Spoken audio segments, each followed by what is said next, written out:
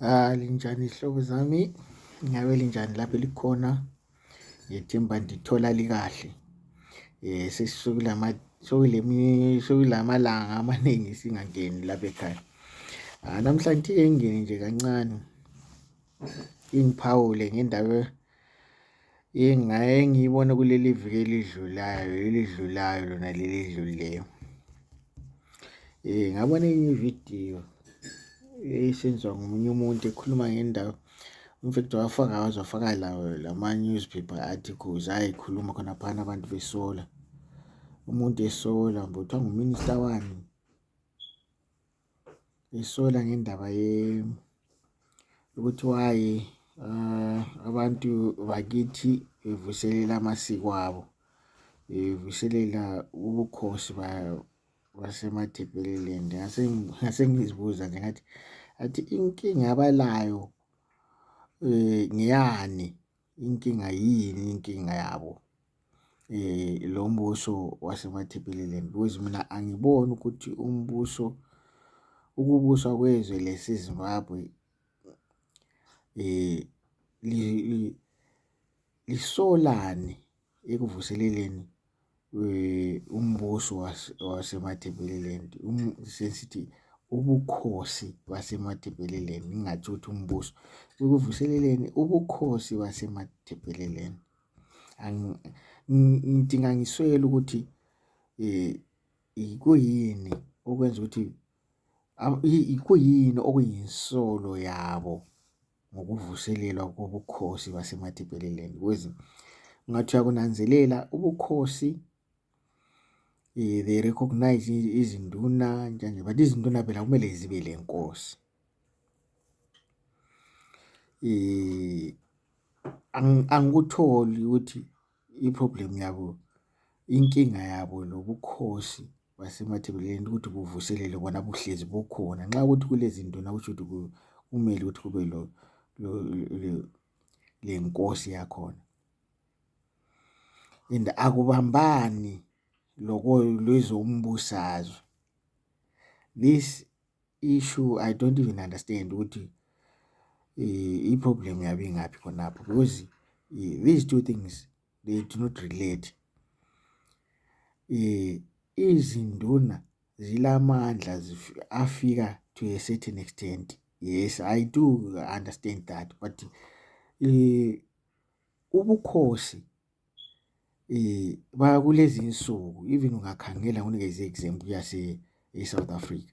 Yes, kule nkosi eSouth Africa, kulezi nkosi eSouth Africa actually, like nginikeze obe Zululand, abulani lwezombusazwe. So yona inkinga yabo kuyini? What is their problem ngokuvuselelwa kobukhosi basemaTebeleland? Kumele ukuthi becace laba bantu. I do not get it ukuthi inkinga yabo ngiyani, to be honest, ngaphandle kokuthi they are after maybe destroying culture, or because I do not get it ukuthi when they want to say they recognize culture, but they want to pick and choose which one to recognize. It's absolutely unacceptable. Akula reason why anyone should say they have a problem with that, to be honest. And it doesn't, akubathinti. Ngiyadinga ngiswele ukuthi kubathinta ngaphi khonokho, ngoba akulani lawo ukuthi ubani lobani i-culture yakhe yena lowo muntu. Mina ngeke ngimtshele ukuthi wena i-culture yakho kumele uthi benje, ngoba yena nguyoyaziyo yena. You understand? You cannot tell someone ukuthi your culture is like this, or dictate ukuthi this is what you should take or use, or this is what you should use, or this is not what you should use. We can't do that, because sokulobudelela phakathi. Ngizalitshengisa enye ivideo. Mina angiboni abananzeleli ukuthi ezinye izinto izinto abazenzayo ukutshengisela ukuthi abala nation building skills. Kumbe ngingasho ukuthi kumbe ngithi ngikubeke ngenye indlela, ngingathi ukuthi abala ngoba we have not tested them, they have not been tested before babonakala ukuthi balakho. You cannot test a person ukuthi ubone ukuthi ulama skills nation building or not, but ngikubeke ngithi abala will, abala ntshiseko ngaphakathi kwakhe ilizwe leZimbabwe. If you look at it, Zimbabwe is not a nation, it's a country, it's just a land with people in it. It's not. Because if you look at it, nxa sehlule ukuthi siwelelane la kunezinto ezi so simple like that ukuthi sonke singabantu abamnyama, we know ukuthi people, we have our own cultures and people, we are diverse. Kuchoni khonokho, kutsho ukuthi umuntu yena nguye ongafuniyo, because there is a difference between someone not knowing something or there is a difference between ignorance and voluntary ignorance. Ngubeke that way. Ngizalifakela enye video lapha ukuthi ubone ukuthi kuyakha khonokho, into ezingamasiko ayakha abantu, ayenza ukuthi abantu bebambane. Ngizayishayela ivideo ubone ukuthi undoda lo uthi ngiyakhuleka nina ngizalifakela ivideo just briefly ngiyaka sigiya ngamasiko, lizakuzwa lo ngumuntu asomuntu waseZimbabwe. This guy okhulumayo lapha is not from Zimbabwe. This guy is from South Africa, but he was invited ku-cultural exchange. Ngikubeke that way ukuthi la bebuye banjani bakhokha ukuthi bebuye bezo celebrate i-culture yabantu baseMatabeleland, okwenziwa koDakamela eNkayi. Ngizalifakela lapha, ngizayithena ukuthi libone, ngiyithene itshintshiye ngangale wangikhona ensiyana ngiyishaya lapha. Ngiyakhuleka nina bendlovu enamandla. Cha, bekuyintokozo futhi bekuyisibusiso lapho khona induna uDakamela isimema thina sokuzulu eZimbabwe basiphathe kahle kakhulu, besikhomba ngophakathi, bekusindwa ngobethole. Nina bendlovu kuko konke okwenzekile ukusifudumeza inhliziyo ukuthi besidlela isitshene esisodwa namashona, namandebele, namapedi, nabesuthu, namaXhosa, abagabuka eTanzania, nakuzo zonke izinkalo ezikhona la emhlabeni, namakhosi aseAfrika. Kube kuhle ngendlela eyisimanga, into esihambe nayo isifundo esikhulu enhlizweni zethu, ubumbano. Sithi-ke wenduna Ndabezitha Dakamela, siyakuthokoza kakhulu ubuholi bakho bujule ngendlela eyisimanga, besibonisa ukuthi ikona esikudingayo lapha kwelakithi, ngoba amankenga ngathi mayefika afika nesifo sokusihlukanisa phakathi.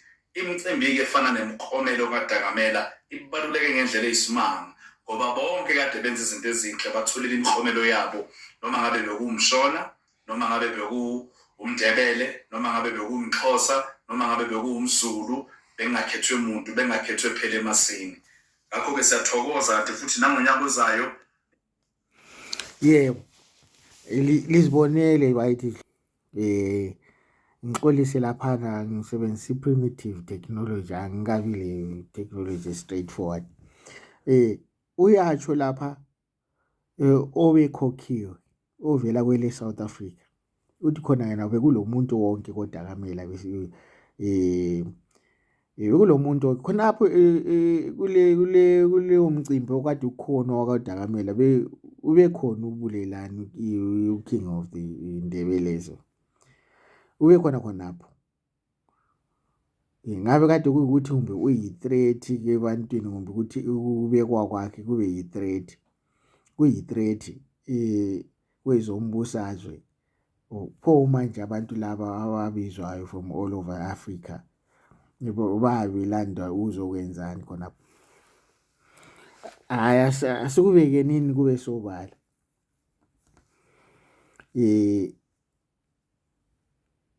Ezinye izinto so ziyadinga ukuthi umuntu ehlale phansi ecabange before ekwenze.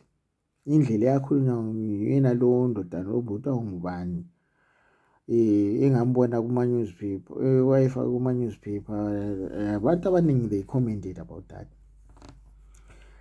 Ulokudelela phakathi, ulenzondo phakathi, ulokubandlulula, which is not a good thing for someone who is supposed to be a leader, or someone or responsible for everyone. Ulokukhetha sibili, ulenketha bechabi. It's totally wrong for anyone to even use such kind of language eyasetshenziswa kulo muntu. Yibo abantu abayenza ukuthi kungabi lokubambana ezweni lakithi. That makes people, that divides people actually. Is a divisive person. If kuyikuthi akula abakwanisa ukuthi bemlokhuze bemkhuze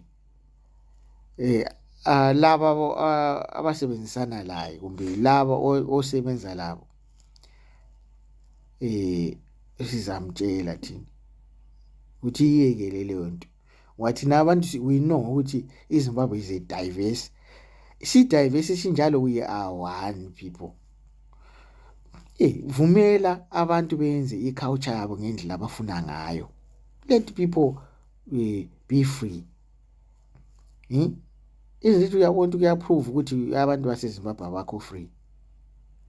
Because if you refuse ukuthi umuntu respect omunye umuntu ngendlela afuna ngayo, kuyafana lokuthi mina ngithi ubaba wami inkosi, ubaba wami emzini wakhe inkosi. Xa ngathi hayi thina ngakithi sile nkosi yethu, kusho ukuthi baza kungenela lakho khonokho. Yikuzehlisa silokuthi utshengisela ukuthi umuntu vele lokhana ukuthi ilanguage esetshenziswe khonapho it's totally wrong, to be honest. Bengithi nje ngiphawule ngakho khonapho isihlobo zami, ngochiye nje khonapho. Ngitsho nje ukuthi akula reason why, angiyiboni imbangela yokuthi kube lokulwisana, ukukhulumisana kubi ngendaba yokuthi abantu basemathebeleni bafuna ukugcoba inkosi yabo. Inkosi yabo. Who is he to tell people ukuthi benze njani amasiko wabo?